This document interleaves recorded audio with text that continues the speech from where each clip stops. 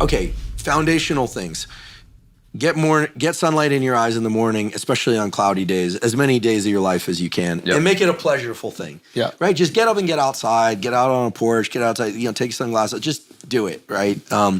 Most days, if not every day. Try and get your sleep right. Now, younger people with different schedules, don't give up a social life, but, try and get a good amount of sleep. Get good at that. Some people are great sleepers, some people aren't. Very good idea, if you want to be healthy, to do 3 days a week of weight training. We're talking about 10 minutes of warm up and 50 to 60 minutes of working out. If you want, we have a schedule that encompasses all this. It's on hubermanlab.com. You get it free. There's nothing to sell here. It's just like a fitness toolkit. Then we have a sleep toolkit. All that's zero cost. Oh, wow. You just download it as a PDF, 3-pager, so you don't have to listen to me talk. Yeah. Then I would say 3 days a week of resistance training, and train your legs, guys. Come on. Come on.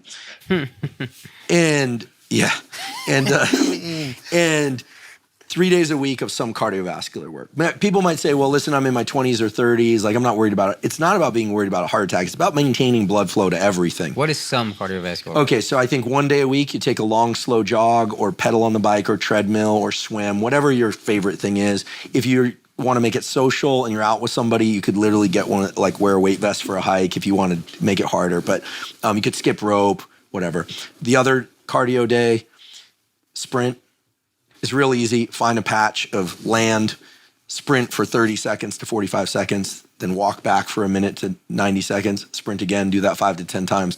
By the end, you will have increased your speed, your VO2 max, your output. And then another day, do something fun, I got a friend, he's a musician. I won't name his name. He's a well-known musician. He's really into Pilates right now, probably for a bunch of reasons. Loves Pilates. He's like, yo, I'm loving Pilates. And then he's Pilates.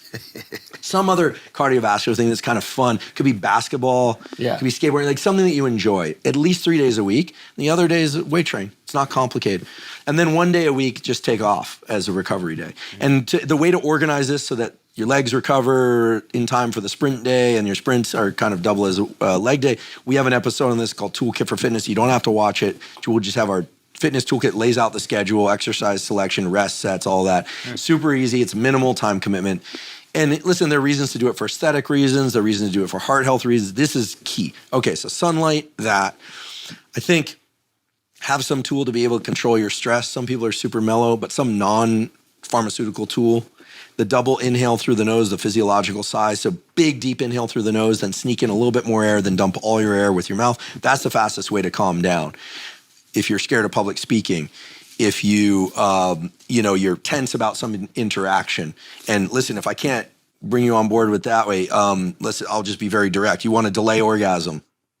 It works for that too. Because remember, orgasm is an increase in what we call the sympathetic tone of the nervous system. It's actually kind of like the stress response. And then comes the relaxation afterwards. So, it's sort of if you need an incentive. For real. Well, and in the tantric community, they talk about using this type of breathing for couples to be able to have sex for long periods of time, to be able to explore the different forms of sensual connection. So there you go, physiological side. I had a joke about too. that. Oh yeah,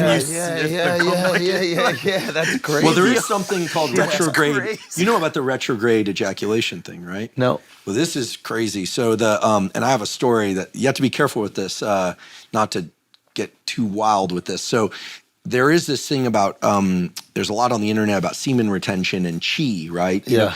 After orgasm, here we're talking about males and females, but in males, after ejaculation, there's an increase in the hormone prolactin, which makes you very mellow. And that sets the refractory period. And during that time, you're not getting another erection, you're not having sex again. Mm-hmm. This is why drugs that increase dopamine sometimes are kind of pro-sexual drugs. Mm-hmm. But if people take too much of them, then they're just all gas pedal, but they're not relaxed enough to actually get an erection, mm-hmm. right? This is the cocaine thing, right? Mm-hmm. So, sex is a dance between arousal and relaxation. Right. Tantra understands that, and they try and bring people into kind of a mellow plane where they are controlling all that rise and fall of arousal mm-hmm. over and over again. That's the idea.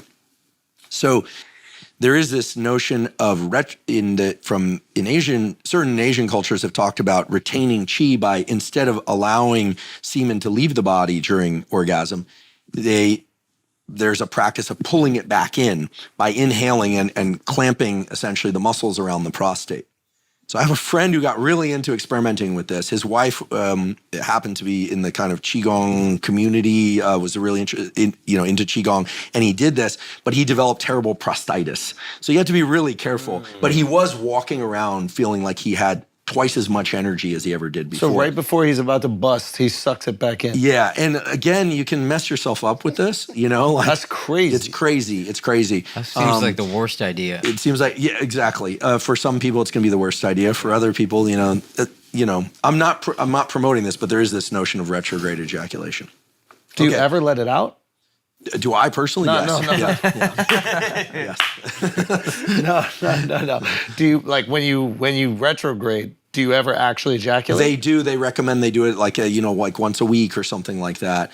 I mean, a lot, as long as we're on this topic, if you do want to get your partner pregnant, stay out of hot tubs and saunas in the 60 days preceding that. 60 days sperm. But you can put an ice pack between your legs if you want to keep your testicles cool. There's a reason why the scrotum moves. Yeah, because you keep the sperm at a certain temperature. Hot tubs, saunas. Yeah, 60 days before trying to conceive. Yeah, and it's not a good form of birth control either, because I think plenty of people have been conceived in hot tubs and saunas. Yeah. I don't know the exact number, but let's assume.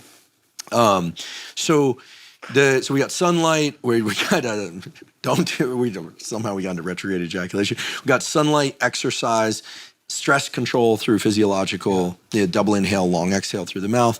Try and be a nose breather and not a mouth breather. Listen, I also think it's a really good idea, in addition to seeking good social connection, et cetera.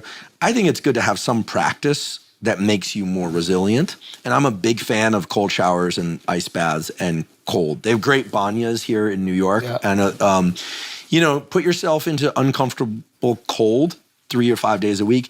It's not about the metabolism increase as much as is the mental training of doing something that sucks. I mean, David Goggins has this right. And actually, this brings us back to the importance of story. I mean, David is a guy who just keeps pushing himself to do the hard thing. But I think the reason he's so effective as a communicator is because we understand that he had to go through a journey that was incredible, from being this 300+ pound guy to that, and he's still doing it. So we're like in his story, he's still going.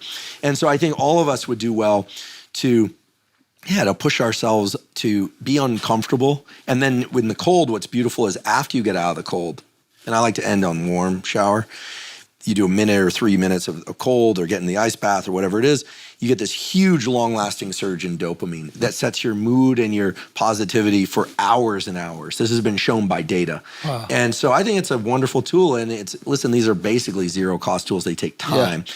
I wish I had developed these tools in my 20s. Yeah. I built them gradually. I've been working out a long time and little things here and there. But if you start them early, they stay with you.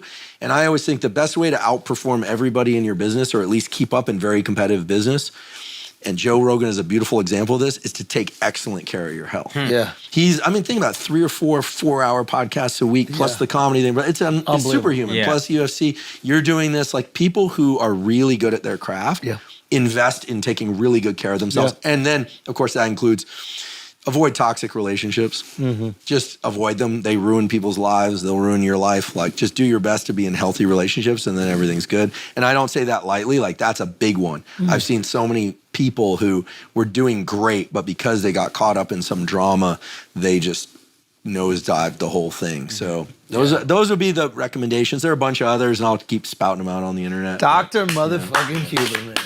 Just saved your life, okay? You could do all that stuff, or you could just go get peptides like the rest of us.